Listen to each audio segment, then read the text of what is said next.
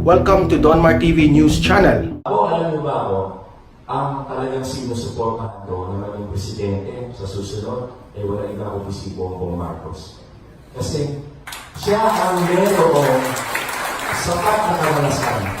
Dumaan siya sa local government. Naging gobernador siya ng probinsya, naging congressman, naging senador. Sapat ang kanyang kakayahan upang mamuno ng bansa. At marunong siya sa international relations. Kasi noong siya ay bata pa, siya ay training na ng kanyang ama na walang iba kundi ang pinakamagaling na presidente ng buong Pilipinas, si President Ferdinand Marcos. Na-train na sila kung paano sila makiharap sa diplomatic relations. Kaya ngayon, para sa akin, si Bongbong Marcos ang qualified. Siya the best na candidate para sa presidente sa 2022. Ngayon, yung ibang kandidato, okay na naman, no? Ito yung demokrasya. Kung minimais nila na tumakbo, wala nang pumipigil dyan. Kaya lang, para kailangan ka doon, ang kaisa-isang kandidato ko sa presidente ay si Bongbong Marcos. Alam niyo ba na itong 7 routes of LRT ay plano pang Presidente Marcos? Alam niyo ba yung triplets, yung highway hanggang sa La Union, yan ay plano pa ngayon Presidente Marcos yan. At kung sana ay natuloy, kung hindi sana pinasara yung Bataan Nuclear Plant, sana ay mura ang kuryente natin. At dahil mura ang kuryente, mura din ang production. Dapat sana yung mga factory dito ay lalong dumami. Noong panahon ni Presidente Marcos, napakarami ng mga factories dito. Alam niyo ba bakit? Mura yung kuryente. Noong panahon na yun Bakit ba nagmahal ang kuryente? Nung pagsulpot nito EDSA 1, ang pagsulpot ni Cory Aquino, itinigil yung mga proyekto. Ni Marcos, tinigil yung Bataan Nuclear Plant, itinigil yung mga geothermal plants. Na ang layunin nila, upang magkaroon ng murang kuryente at upang maka-attract tayo ng investors sa mga factories para may trabaho ang mga tao, mataas ang buwis na yung kolekta ng gobyerno. Ang pagbabaha, masyadong naging malaking problema natin ang pagbabaha. Kasi magmula nung umalis si Presidente Marcos, wala nang naging proyekto para sa pag-imbak ng tubig, para ang tubig na... Dati kasi, ang plano ng Presidente Marcos noon na inumpisahan na, yung Wawa Dam at saka yung Bustos Dam ay palakihin. Para pag umuulan, ang tubig doon mapunta, hindi sa baba, hindi sa Marikina River. At ang nagkaroon pa ng proyekto noon si Presidente Marcos, yung floodway, na magmula Marikina hanggang sa Pasig, Las Piñas, dadaan yung tubig, lalaliman yung ilog dyan para makatakas agad ang tubig galing sa bundok. Kasi ang mga tubig naman gagaling sa bundok So ano nangyari? Itinigil ni Cory lahat yan. Dalawa ang purpose ng project na yun. Para sa tubig sa tao. Kasi kung inimbak mo ang tubig, marami kang tubig na magagamit para sa tao at maiiwasan na yung pagbaha. Ano nangyari? Nakakaranas kayo ng pagtuyot. Kung minsan ang tubig nyo nakasupply.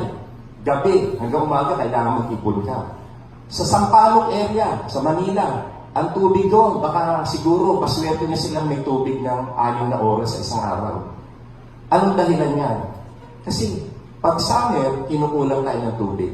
Kasi magmula nung umalis si Marcos, wala nang naging bagong proyekto sa pag-imbak ng tubig. Samantalang dati, inuumpisahan na ni Marcos yan na magkaroon ng bayan dam, magmula sa Bustos Dam, papunta sa Wawa Dam, at yung Wawa Dam naman, yun ang magsusupply dito sa Lamesa Dam, para yung tubig ay palaging meron.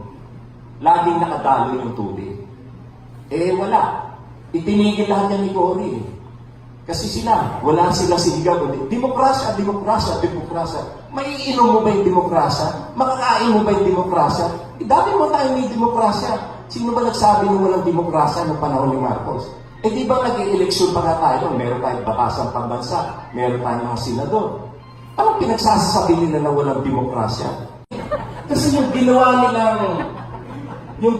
nilang pagsira sa ating bansa, eh talaga hanggang ngayon, dinaramdam natin yung problema.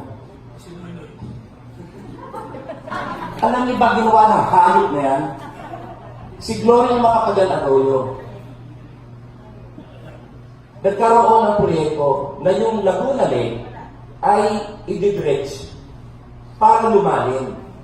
Para ang mangyari, yung tubig na nanggagaling dito sa Sierra Madre, sa Montalban, San Mateo, ay pag bumuhos yung ulan, ang diretso niya ay sa Laguna Lake. Eh dahil kasi, alam mo ba ang Laguna Lake ngayon, ang pinakamalalim na parte is only 6 meters. Yun ang pinakamalalim niya. Yung pag nasa Pampanga, 1 or 2 meters na lang. Kasi yung putik na nanggagaling sa bundok, umipon na. Eh, nagkaroon tayo ng proyekto dyan, si Presidente Gloria Macapagal Arroyo, na nagkaroon na yung Belgian government ay nag-offer na sila magbuhukay na. Akalain yung tinigil ni Noynoy. Ang nangyari, nagdemanda yung Belgian company. Nagbayad pa tayo ng 900 million pesos na multa at gumastos pa tayo ng 100 million doon sa kaso. Isipin niyo yun, gumastos pa tayo ng 1 billion. Tapos yung baha, hindi na kung nabigyan ng solusyon. Kaya napakalaking distraction yung ginawa ng mga Aquino sa atin. Kaya sinasabi nila na demokrasya. Kaululan na. Dati na tayo may demokrasya. May barangay. Saan ba nag-umpisa yung barangay? Di ba nung panahon ni Presidente Marcos? Matatawag mo bang hindi demokrasya yan? Eh yun nga mismo bawat barangay, eh may kanilang pagbakulong. Meron silang sarili nilang pamamalakad. Anong walang demokrasya pinagsasabi nila? Kaya talaga dapat ay maliwanagan ang mga tao tungkol sa bagay na yan. Yan ay dapat na hindi na tayo magkaloko. Sa national government, may karunungan sa diplomatic relations, magaling magsalita, naiintindihan ang kanyang sinasabi, hindi kailangan ng katakot-takot na advisor. Sabi kasi, pag presidente ka, marami ka advisor. But eventually, even if you have thousands of advisors, eventually, you will make the decision on your own. Kung bobo ka, tama ka. Kahit pa isang katero kang advisor mo, lalo ka malilito. O anong gagawin mo. Pero kung ikaw mismo, matalino ka, alam mo kung ano gagawin mo, hindi tayo magkakamali. Kaya dapat dyan, mag-iingat tayo. Kamali, yung ating masagalang pamumuhay.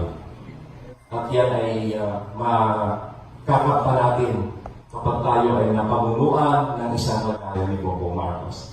Magandang umaga sa inyo na. Maraming salamat.